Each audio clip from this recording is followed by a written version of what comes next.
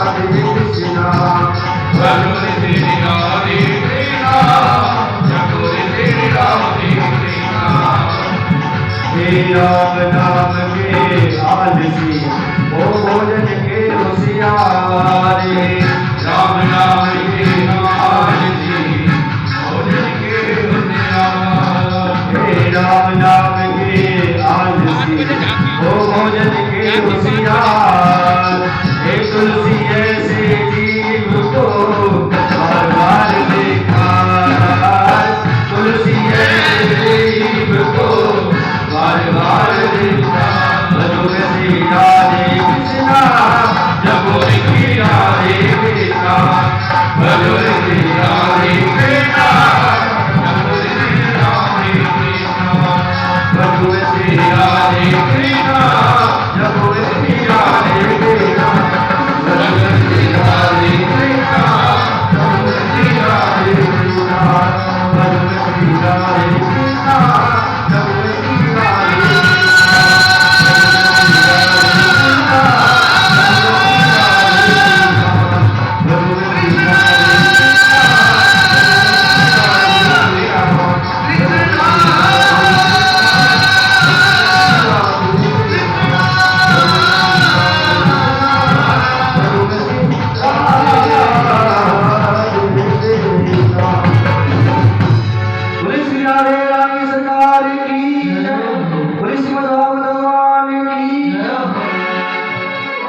भैया कल आपने देखा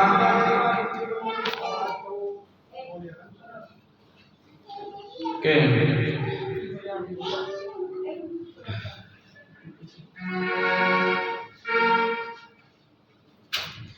रुक्मणी जी का बड़ा सुंदर जो है मंगल स्वरूप है महाराज। और जब मेरे गोविंद रुक्मणी को ले गई, जब मेरे गोविंद जो है रुक्मणी को ले गई, रुक्मी ने आकर के देखा और सैनिकों से पूछा भैया रुक्मणी कहाँ है। सैनिकों ने कहा भैया एक सांवरा सलोना आया था और वो रुक्मणी को लेकर के चला गया। रुक्मी बोला महाराज इतने जने थे, आप इतने सारे थे, फिर भी आपके बीच में से लेकर के कैसे चला गया।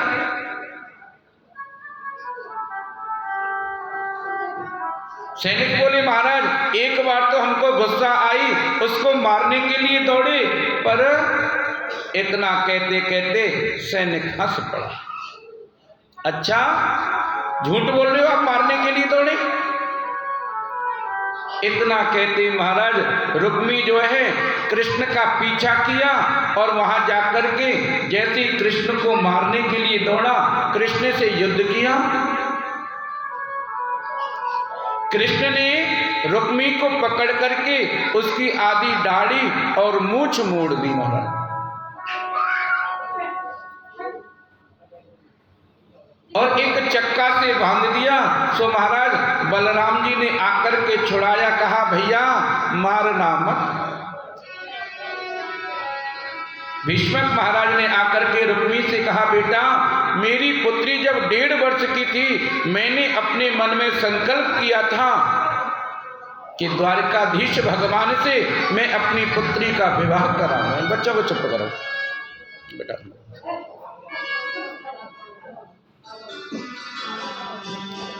क्योंकि लक्ष्मी जी का विवाह केवल नारायण के साथ में हो सकता है भैया, और किसी के साथ में नहीं हो सकता। मन की मलिनता को मिटा करके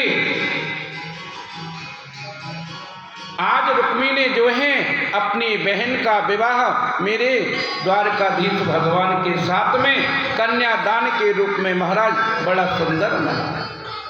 देखो लक्ष्मी 2 प्रकार की होती है।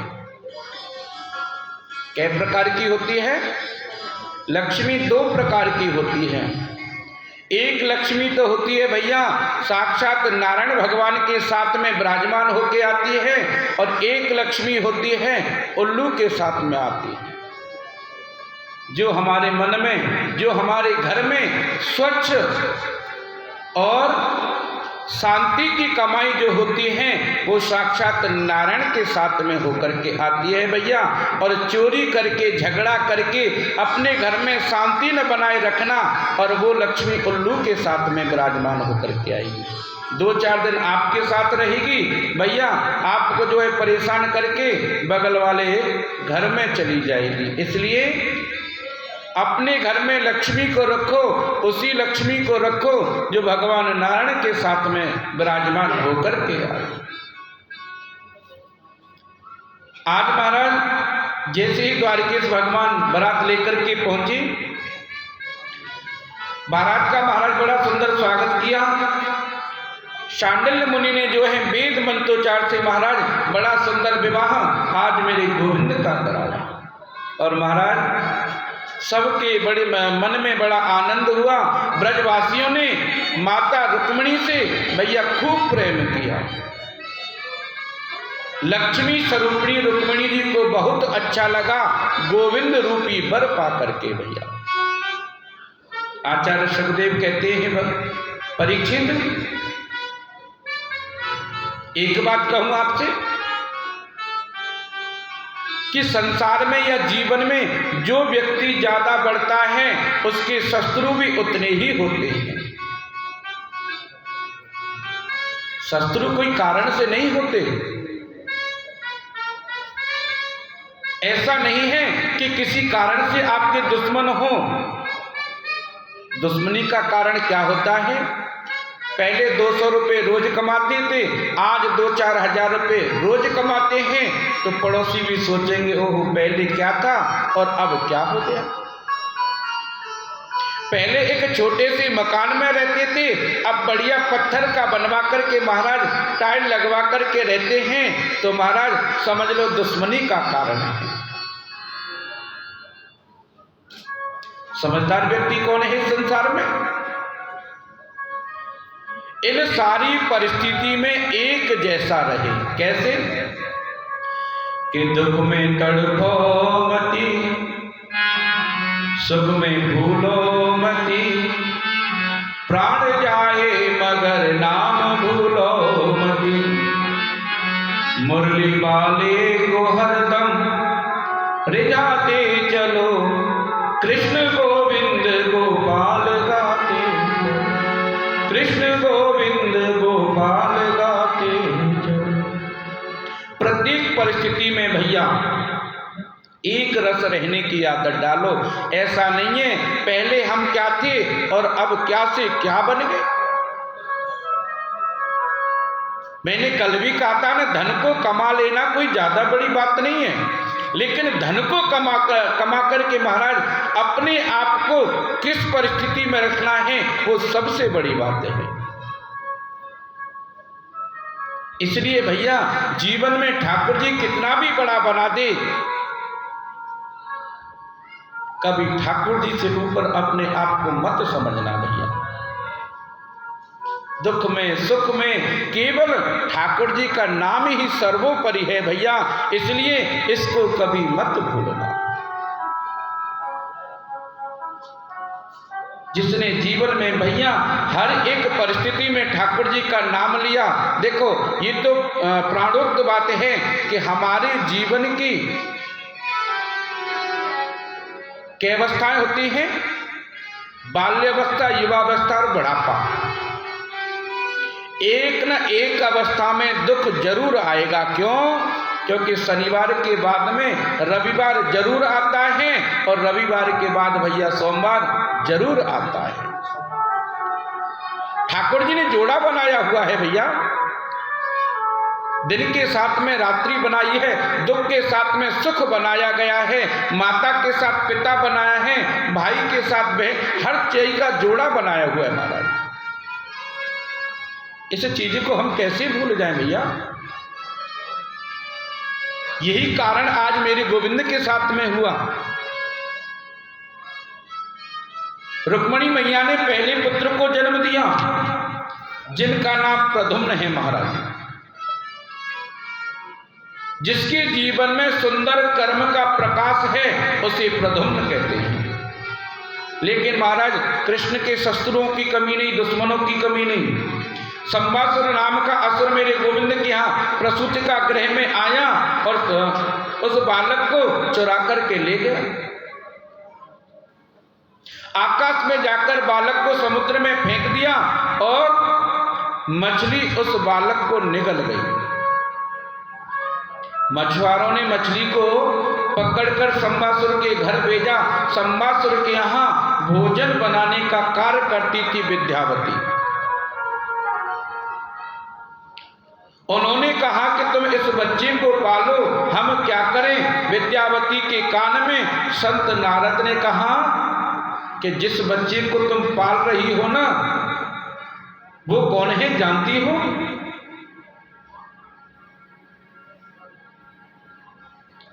कि जब भगवान शंकर जो है कामदेव को जलाकर भस्म कर दिया तो काम की पत्नी बड़ी जोर से रुदन करने लगी। भगवान शिव ने कहा तुम्हारा पति काम द्वापर में कृष्ण का पुत्र बनेगा और संबासुर के घर तुम भोजन बनाने का काम करना, वहां तुम्हें तुम्हारा पति मिल जाएगा। सो आज मिल गया। प्रद्युम्न ने जो है महाराज बड़े होकर के संबासुर का वध करके पत्नी को लेकर द्वारकाधीश आ गए महाराज।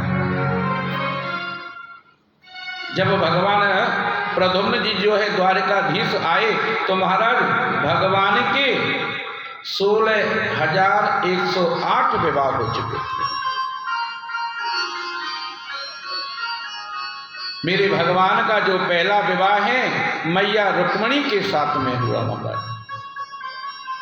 भगवान का दूसरा विवाह भालू की बेटी जामवंती के साथ, जामवंत की पुत्री जामवंती के साथ में हुआ महाराज। परीक्षित ने बड़ी उत्सुकता से कहा सुखदेव गुरुवर मेरी समझ में नहीं आई, भालू की पुत्री कृष्ण की पत्नी कैसे बने? सुखदेव कहते हैं राजन, द्वारका में एक राजा आए, उनका नाम था सत्यराजित। सत्यराजित महाराज बड़े प्रतापी थे। उनके पास में एक मणि थी, मणि का नाम था स्वयंवंतक मणि। उस स्वयंवंतक मणि की अगर पूजा करते तो महाराज नित्य प्रति वो हैं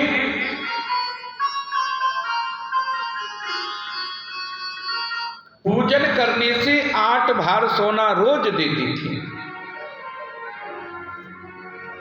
इतना स्वर्ण देने वाली मणि महाराज एक दिन सत्यराजित राजा मणि को कंठ में पहन करके कृष्ण की सभा में गए तो भगवान इसमें हास्य कहते हुए बोले सत्यराजित से कि आपके घर में कुल कितनी सदस्य हैं? सत्यराजित बोले महाराज एक तो मैं हूं, एक मेरी वृद्ध पत्नी है, एक छोटा भाई प्रसेन है और एक मेरी इकलौती बेटी सत्यभामा है। भगवान बोले तो घर में कुल मिलाकर तुम 3.5 सदस्य हो। भगवान ने कहा भैया 3.5 सदस्य होने के बाद में इतनी सोना देने वाली मणि का क्या करते हो? भगवान ने कहा अगर तुम चाहो तो इस मणि को मुझे दे दो, मैं अपने खजाने में जमा कर दूंगा और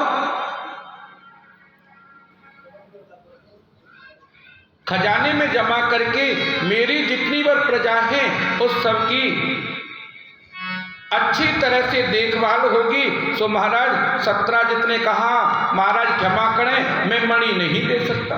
भगवान ने कहा भैया आपकी चीज है, हम ज्यादा क्यों कहें। सत्यराजित महाराज मणि को लेकर के चले गए। आज उनके भाई प्रसेन ने मणि को पहन करके दूर जंगल में महाराज घूमने के लिए गए, शिकार करने के लिए गए। किसी सिंह ने प्रसेन को मारकर मणि को छुड़ा लिया। उधर से जा रहे थे जामवंत जी, जामवंत जी ने सिंह को मारकर मणि ले ली, अपनी बेटी को खिलौना समझ करके खेलने के लिए दे दी। सत्यराजित सोचता है मेरे भाई को मारकर मणि ले ली किसने ली होगी?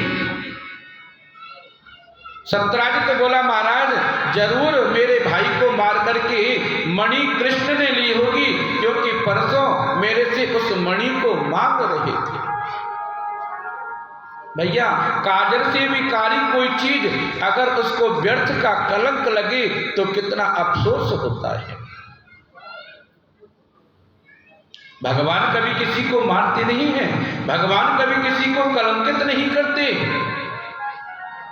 दौड़े दौड़े मेरे गोविंद गर्गाचार्य जी के पास गए, बोले महाराज देखो तो सही मेरे साथ क्या हुआ है। अरे इतना बड़ा कलंक लगा है मेरे ऊपर कि प्रसेन को मार करके मणि को मैंने ले लिया। सो महाराज गर्गाचार्य जी कहने लगे लाला तेने चौथ को चंद्रमा देखे होगो, जाके मारे तो को कलंक लगो है। और महाराज भादों की चतुर्दशी के दिन चंद्रमा देखने से कलंक लगता है।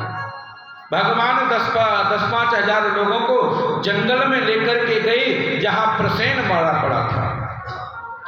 प्रसेन मरा पड़ा था, वहां एक सिंह के पैर थे। तो महाराज सिंह के पैर को देखते देखते महाराज गोविंद एक गुफा में घुस गए। गुफा में अंदर प्रवेश किया तो जामवंत जी बैठे हुए हैं। जामवंत जी कहने लगे अरे भैया कौन हो? इतना कहते महाराज जामवंत कृष्ण को मारने के लिए दौड़े और महाराज दोनों में भयंकर युद्ध छिड़ गया।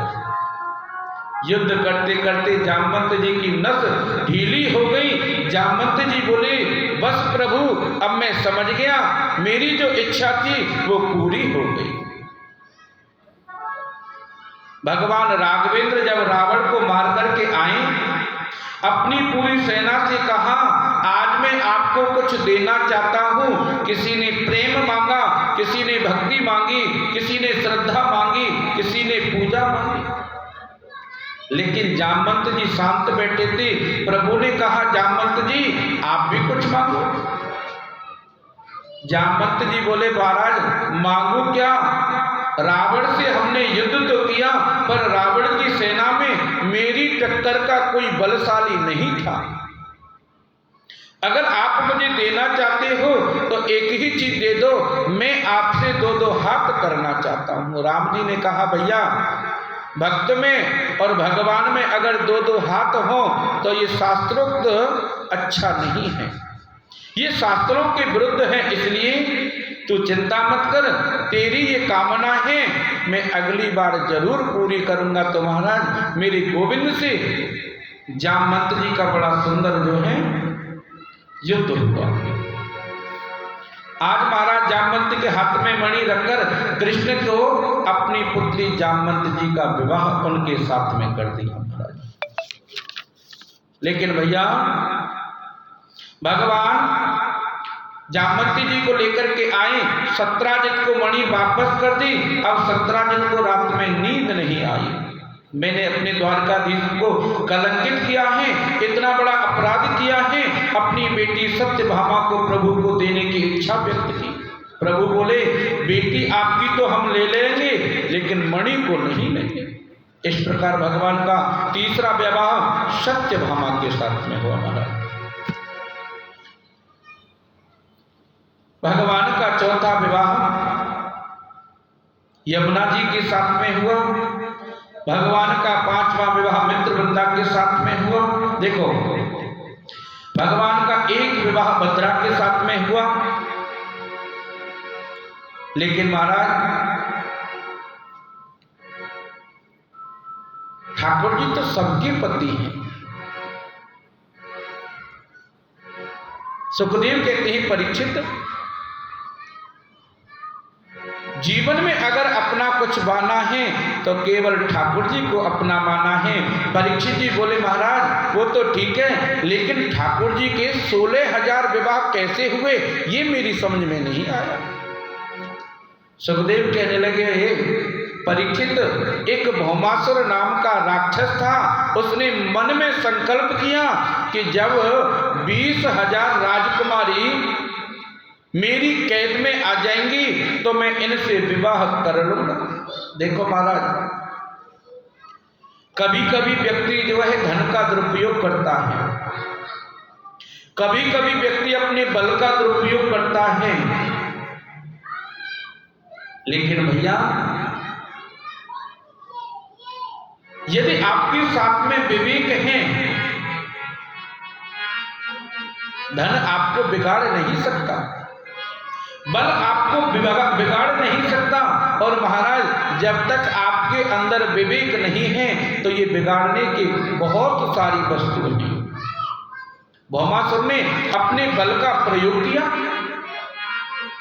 उसने मन में सोचा कि मैं इतना बड़ा बलशाली हूं, मुझसे कौन क्या कहेगा। तो महाराज 16,000 राजकुमारियों को अपनी कैद में ले आया। नारद ने जाकर के मेरे गोविंद से कहा, और गोविंद ने आकर के महाराज भौमासुर नाम के राक्षस से युद्ध किया और 16,000 राजकुमारियों को भौमासुर की कैद से मुक्त कराया। मेरे गोविंद ने कहा, राजकुमारियों अब तुम अपने घर जा सकती हो, तुम्हें कोई चिंता नहीं है। राजकुमारी बोली, प्रभु मर जाएंगे लेकिन अपने घर नहीं जाएंगे। क्यों? राजकुमारी बोली, प्रभु ये बताओ कोई हमसे विवाह करेगा? हमारे माता पिता हमको अपने घर में रखेंगे? कोई राजा को पता चल गया कि भौमासुर की कैद में रही हैं, क्या हम उनको जवाब कुछ देंगे? इसलिए प्रभु मर जाएंगे लेकिन घर नहीं जाएंगे। सो महाराज राजकुमारी बोली, प्रभु आप ही हमसे विवाह कर लो, आप तो जगत के रक्षक हो। तो महाराज आज मेरे गोविंद ने उन 16,000 राजकुमारियों से अपना विवाह किया। क्यों? अगर भगवान विवाह ना करते तो सज्जनों, अगर वो 16,000 राजकुमारियां मर जाती तो हमारे जीवन में कितना बड़ा कलंक लगता है। इसलिए 16,000, देखो महाराज वो जो 16,000 राजकुमारियां हैं वो कौन है कि वेद में 3 कांड हैं, ज्ञान कांड, उपासना कांड,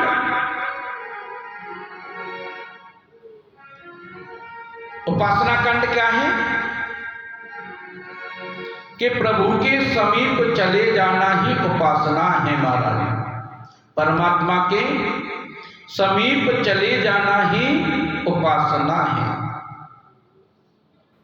कर्म कांड के 80,000 मंत्र हैं।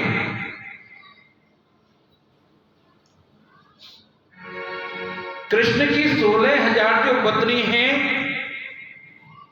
100 प्रकार के जो उपनिषद हैं, वेदांत हैं, जिसमें कृष्ण भक्ति का प्रतिपादन किया गया है, वे 100 प्रकार के उपनिषद श्री कृष्ण की 100 पत्नी हैं। गीता में पढ़ाया गया है कि 8 प्रकार की प्रकृति है महाराज। भूमि, जल, अग्नि, वायु, आकाश, मन, बुद्धि और अहंकार।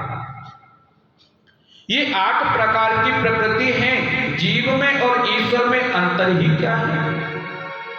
जो प्राकृतिक के वश में रहता है वो जीव है, और प्राकृतिक जिसके वश में रहती है वो ईश्वर है। परमात्मा प्रकृति के वश में नहीं है, प्रकृति परमात्मा के वश में है महाराज। इसलिए 8 प्रकार की जो प्रकृति है वो कृष्ण की अष्टपटरानियां हैं। 100 प्रकार के उपनिषद, कृष्ण की 100 पत्नी, वेद के 16,000 उपासना कांड के मंत्र, कृष्ण की 16,000 पत्नी।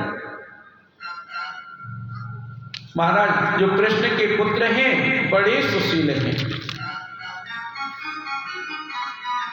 एक प्रद्युम्न, दूसरे अनिरुद्ध।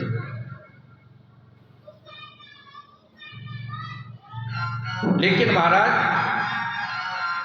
जब भगवान के 16,000 विवाह हुए तो महाराज मेरे गोविंद के 5 पुत्र हो चुके थे। सब पत्नी जो हैं मेरे गोविंद से बड़ी खुश रहती थी, लेकिन मेरे गोविंद ने एक चीज देखी। मेरे गोविंद ने देखा भैया कोई पत्नी कभी रूठती है, कोई पत्नी कभी रूठती है, लेकिन एक रुक्मणी है जो मेरे से कभी रूठती नहीं। क्यों ना कोई ऐसी लीला करूं जो रुक्मणी रूठे। सुखदेव कहते हैं राजन, दरबान से लेकर के महाराज तक और संतरी से लेकर महामंत्री तक रुक्मणी मैया सबका बहुत सुंदर ख्याल रखती हैं। और सभी दरबारी कहते हैं भैया मैया हो तो रुक्मणी जैसी, अन्यथा हो ही ना। कभी रुक्मणी के चेहरे पे उन्होंने क्रोध नहीं देखा, इसलिए मेरे गोविंद की नजर में सर्वाधिक आदरणीय कोई है तो वो रुक्मणी है महाराज। मेरे गोविंद ने जो है देखा कि सारी पत्नी बार बार रूठती हैं, रुक्मणी कभी नहीं रूठी, तो महाराज एक दिन क्या हुआ, रुक्मणी मैया मेरे गोविंद को पंखा झल रही थी। पंखा झलते झलते आज मेरे गोविंद शांत बैठे हैं महाराज। गोविंद को शांत देख करके रुक्मणी जी बोली, भगवान क्या बातें हैं, आज आप शांत क्यों हो? सो महाराज रुक्मणी जी कुछ मेरे गोविंद कुछ बोले नहीं। रुक्मणी मैया बोली, भगवान बताओ ना क्या बातें हैं, कोई मुझसे गलती हो गई है?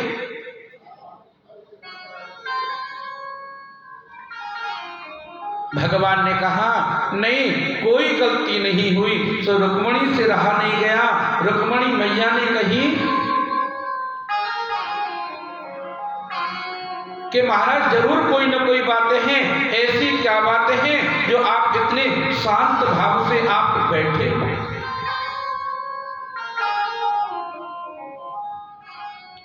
अरे प्रभु बताओ ना, क्या मुझसे कोई अपराध हो गया है, मुझसे कोई गलती हो गई है? क्या बातें हैं और क्या गलती हुई?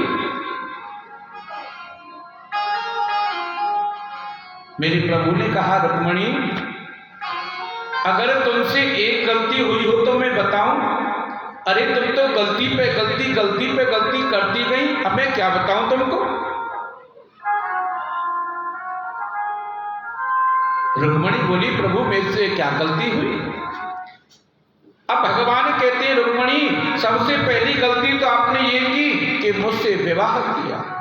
इतने बड़े बड़े राजकुमार आए तुम्हें पत्नी के रूप में चाहते थे, तुमने उन राजकुमारों को छोड़कर इस गंवार ग्वारिया के साथ में तुमने विवाह किया। और तुमने मेरे साथ विवाह किया तो तुमको क्या मिला? प्रभु ने रुक्मणी की तरफ चेहरा देखा तो रुक्मणी के चेहरे पर बिल्कुल उदासी नहीं। भगवान बोले अरे रुक्मणी तुम चाहो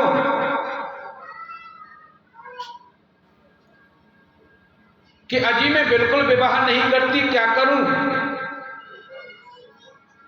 और रुक्मणी तुमने सबसे बड़ी गलती कर दी।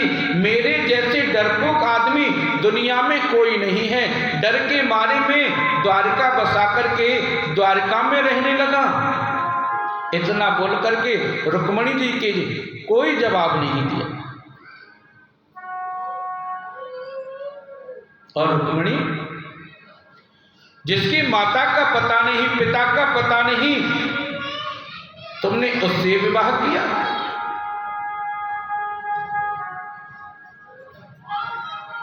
भगवान बोले रुक्मणी तुम कहो कि अजी मैं बिल्कुल विवाह नहीं करती, लेकिन इसलिए कर लिया कि आप तो बड़े सुंदर हो।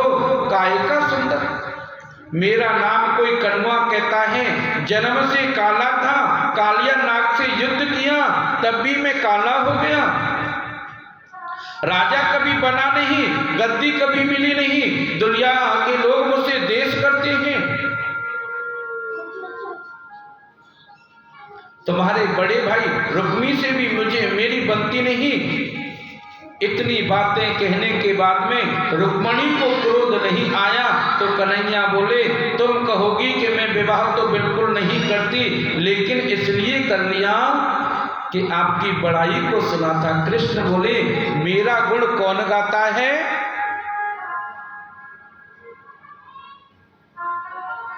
भगवान बोले, रुक्मणी मेरा गुण कौन गाता है?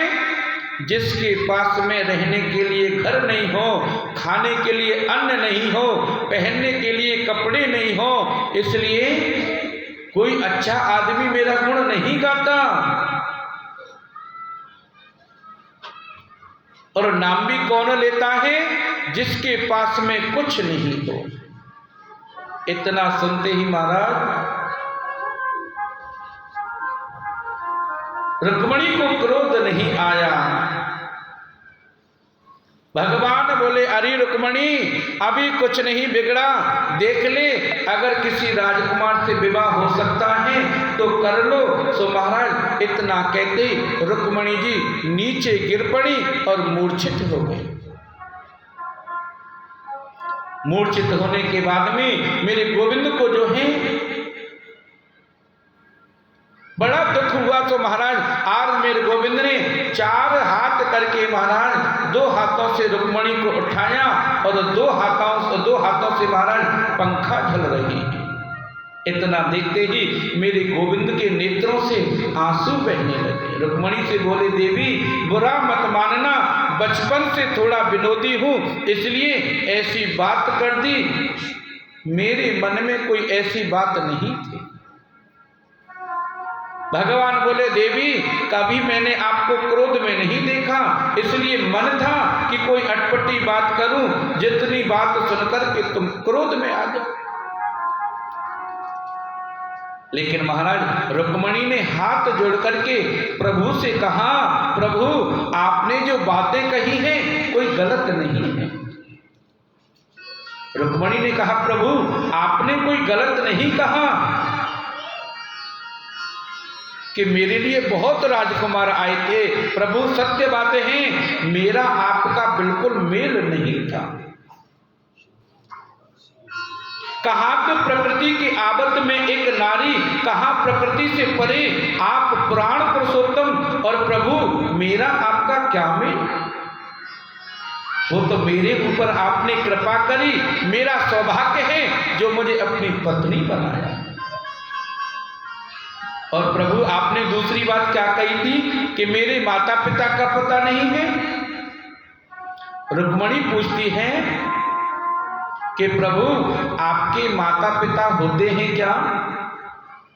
जगत के पिता, जगत के गुरु, जगत के अधीश्वर तो केवल आप हैं गोपाल, आपके कोई माता पिता नहीं होते। और आपने तीसरी बात कही कि मैं राजाओं के डर के मारे समुद्र में रह रहा हूं, मैं डरपोक हूं। प्रभु जिसके हृदय में अविद्या, अस्मिता, राग, देश ये शत्रु बैठे हो, उस हृदय में आप वास नहीं करते। आप तो आत्मा रूपी समुद्र में ही वास करते हो। चौथी बात प्रभु आपने बड़ी सुंदर कही, मैं काला हूं और आपने मुझसे काले से विवाह किया। रुक्मणी बोली, महाराज तुम काले हो तो कमाल करते हो, गोरे होते तो पता नहीं क्या करते। यदि नंदलाला तुम होते लली तो गले कट जाते लाखन के। महाराज लाला तुम काले हो, गोरे नहीं हो।